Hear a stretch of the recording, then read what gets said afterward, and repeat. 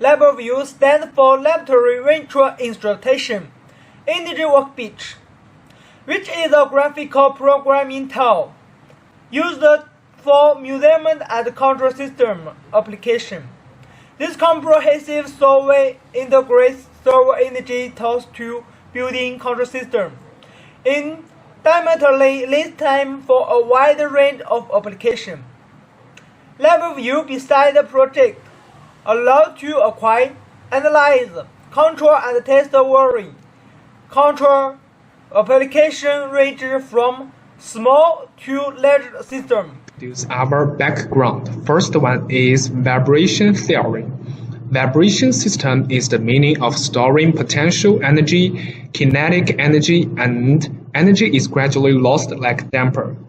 The vibration system involves the alternating transfer of energy between potential and kinetic energy. In damping system, some of the energy are dissipated at each circle PF vibration and must be replaced from an external source if a steady vibration ID equals S to be maintained.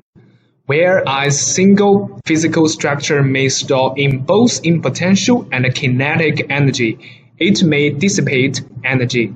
Next one is acoustic measurement. A measurement with the acoustic measurement localizes the sound emissions precisely and conducts information about the noise and its composition. Depending on the application, appropriate equation for the measurement and the ideal algorithm for analysis are closed. Last one is DesiLab data acquisition software.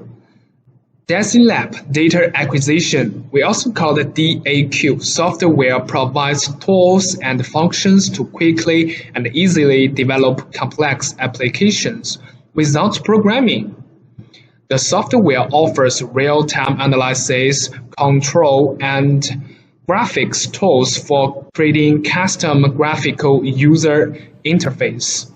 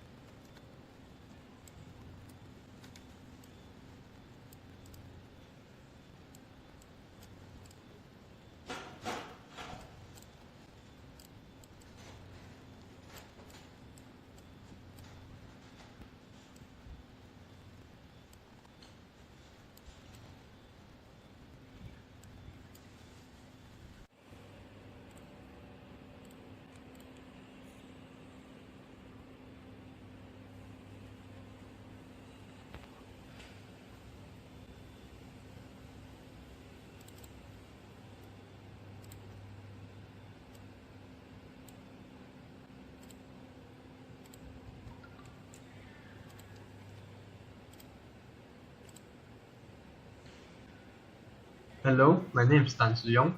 So from this experiment, we managed to get the acceleration of the vibration of a fan.